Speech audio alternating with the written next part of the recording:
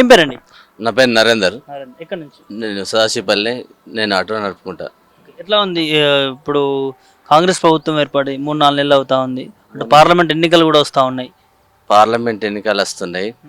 బండి సంజయ్ సోమవారం, మంగళవారం, బుధవారం, బేస్తారం, శనివారం ఇవే మాట్లాడతాడు. మీ సిట్టింగ్ ఎంపీ కరీంనగర్. మా సిట్టింగ్ ఎంపీ అది మాకు పట్టిన దరిద్రం. మా వినోదాన్నను కోల్పోవడు మాకు దరిద్రం అంటే అంత పెద్ద మాట. అంటే ఆయన చేసింది లేదు, పీకింది లేదు. ఏం చేసిండు మాకు కరీంనగర్కు వినోదన్న?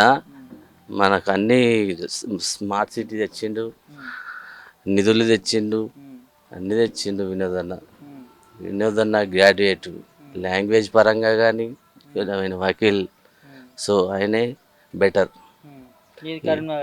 కరీంనగర్ ఎంపీగా.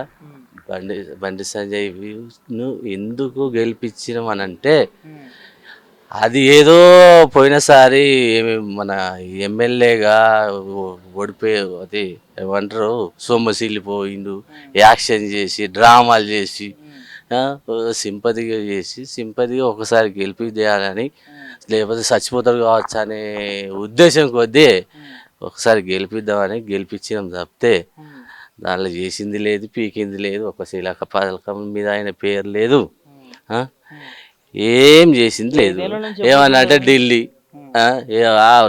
పార్లమెంట్లో కూడా ఏం మాట్లాడిండు? ఈయనకేం తెలుగు రాదు, వాళ్ళకి ఇంగ్లీష్, ఈయనకేం హిందీ రాదు, తెలుగు ఇంగ్లీష్ రాదు. ఏం మాట్లాడతాడు? ఇక ఈ రేవంత్ రెడ్డి వచ్చిండయ్యా, ఇదేంటి 6 గ్యారెంటీలని వచ్చిండు. నా ఆటో డ్రైవర్లను కొంప ముంచిండు.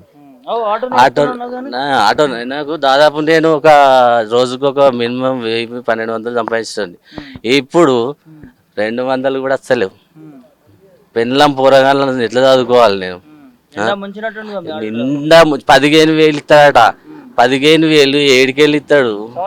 సంవత్సరానికి 15,000 ఇస్తా అంటాడు. నువ్వు ఈ కరెంటు ఇస్తలేవు, నువ్వు ఇంకా 15,000 ఏడిస్తావు? అస్సలు నమ్మకం లేదు. మాకు ఈ ప్రజలకు కూడా ఒకసారి గుణపాఠం కావాలి.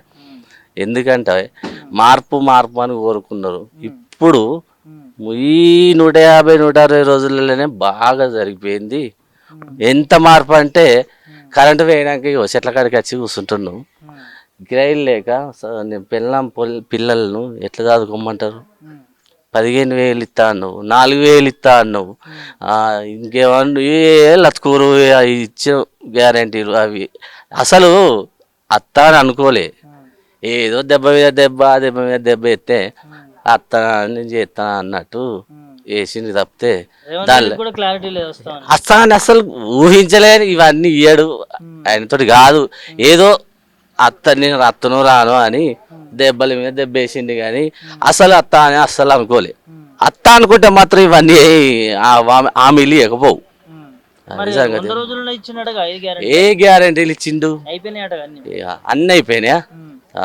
మరి నాకైతే నాది 15,000 ఇస్తా అన్నాడు కదా, మరి నాకు రాలే కదా.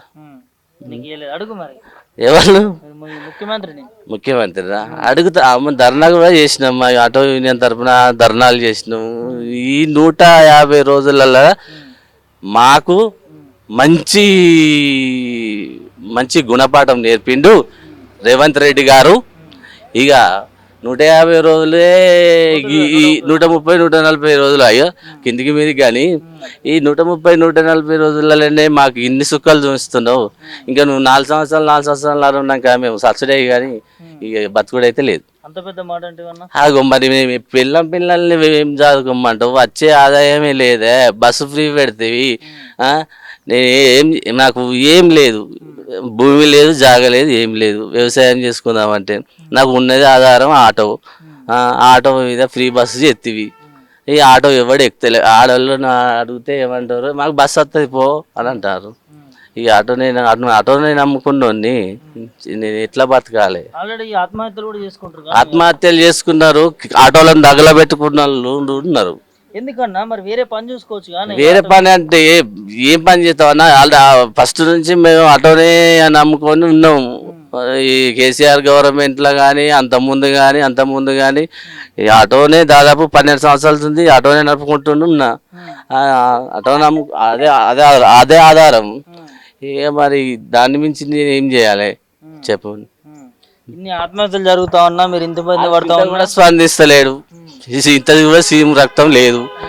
అసలు ఆయన వస్తానని అనుకోలేదు. గొప్పగా చెప్పుకుంటాడు. ఏం పాలన చేసిండయ్యా? ఏం పాలన చేసిండు? ఇది జీరో బిల్ అట, ఏదో జీరో బిల్, కరెంటు బిల్ అట, జీరో బిల్ అట. అది ఎవరికి వచ్చింది చెప్పి? మా ఊళ్ళోనైతే ఎవరికి రాలే. పెండింగ్ బకాయిలు ఉండద్దట. పెండింగ్ బకాయిలు ఉండద్దంటే నా ఆటోనే నడతలేదు, నేను ఎడికెళ్ళి తీసుకొచ్చి కట్టాలి. నేను కరెంటు బిల్లు పెండింగ్ ఉన్నది, నాకు జీరో బిల్ రాలి. ఏమన్నా అంటే జీరో బిల్లు నీకు పెండింగ్ ఉన్నాయి కదా. అరే నాకు ఆటో నడతలేదు, నేను ఎడికెళ్ళి కట్టాలి అంటే కట్టాలి తప్పదు అంటాను. కరెంటు ఉంటుందా? కరెంటు పొద్దుగాల 4 సార్లు పోతుంది, మళ్ళీ గంటలు వీకుడే. మంచి ప్రజాపాలన తీసుకొచ్చాం. ఏం పాలన? దరిద్రం పాలన. ఎవరు చేస్తలేరని చెప్పి డుమ్మాలు కొట్టిన చాలు. ఇక ఇంకా మాత్రం నమ్మరు. ఈ 120, 130 రోజులు అవుతుంది కదా, మంచి స్పందన వచ్చింది. ఇంకొకసారి కాంగ్రెస్కు ఓటేయద్దని చెప్పుతోటి కొట్టుకుంటామని అంటారు. వేసినోని అంతం మేము కూడా కొట్టుకుంటాము వేసినందుకు అని చెప్పేసి మాట్లాడుతున్నాం. అంత గోస అవుతుంది, అరగోస అవుతుంది, దిన గండం అవుతుంది రోజుకు. అది సంగతి. ఇది మన ఎంపీ గారు వినోద్ అన్నను అయితే 100% 2 లక్షల మెజారిటీ తోటి గెలుస్తాడు అన్న. దానిలో డౌటే లేదు. అంతే.